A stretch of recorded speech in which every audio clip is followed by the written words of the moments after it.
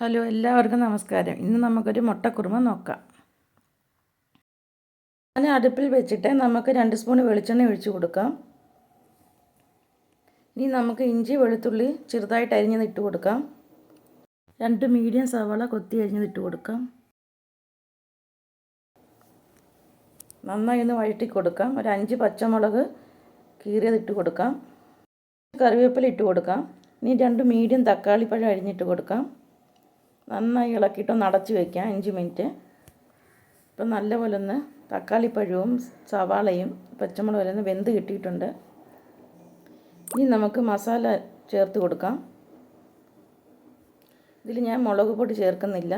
1.5 spoon മല്ലിപ്പൊടി, 1.5 spoon chicken masala, 1 teaspoon മഞ്ഞൾപ്പൊടി. ഇനി നമുക്ക് അടുത്തതായിട്ട് വേണ്ടത് 1 ടീസ്പൂൺ കുരുമുളക് പൊടി ഇട്ട് കൊടുക്കണം. ഇനി നന്നായി ഒന്ന് ഇളക്കി കൊടുക്കാം. ഇതിൻ്റെ പച്ചമണം മാറുന്നിടം വരെ നമുക്ക് ഇളക്കി കൊടുക്കാം. ഇനി നമുക്ക് ഇത് തണുക്കാൻ വെച്ചതിന് ശേഷം മിക്സിയുടെ ജാറിലിട്ട് കുറച്ച് വെള്ളം ഒഴിച്ചൊന്ന് അരച്ചെടുത്തുകൊണ്ട് വരാം. ഇവിടെ അരപ്പിപ്പം റെഡിയായി. ഇനി നമുക്കിത് പാനിലോട്ട് ഒഴിച്ച് കൊടുക്കാം. ആവശ്യത്തിന് വെള്ളം ഒഴിച്ച് കൊടുക്കണം. നന്നായി ഒന്ന് ഇളക്കി കൊടുക്കാം. അതിന് ശേഷം നമുക്ക് തിളച്ച് കഴിയുമ്പോൾ മുട്ട ഇട്ട് കൊടുക്കാം. ഇനി നമുക്ക് ഒരു മുറി തേങ്ങ തിരികിയതും ഒരു 15 കാഷ്നട്ടും എടുക്കാം. മിക്സിയുടെ ജാറിലോട്ട് തേങ്ങയും കാഷ്നട്ടും കൂടി ഇട്ട് ഒന്ന് അരച്ചെടുത്തുകൊണ്ട് വരാം.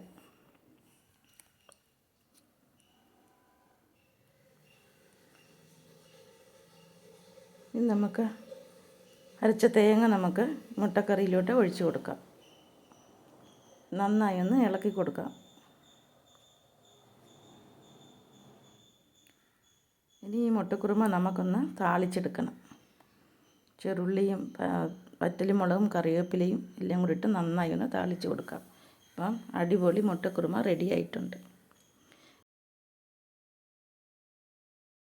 ഉപ്പിടുന്ന വീഡിയോ സ്കിപ്പായിപ്പോയി. ആവശ്യത്തിന് ഉപ്പ് ചേർത്ത് കൊടുക്കുക. എൻ്റെ ഈ വീഡിയോ ഇഷ്ടപ്പെട്ടെങ്കിൽ ലൈക്ക് ചെയ്യുക, ഷെയർ ചെയ്യുക, സബ്സ്ക്രൈബ് ചെയ്യുക. ട്രൈ ചെയ്ത് നോക്കിയിട്ട് കമൻറ്റ് ചെയ്യുക.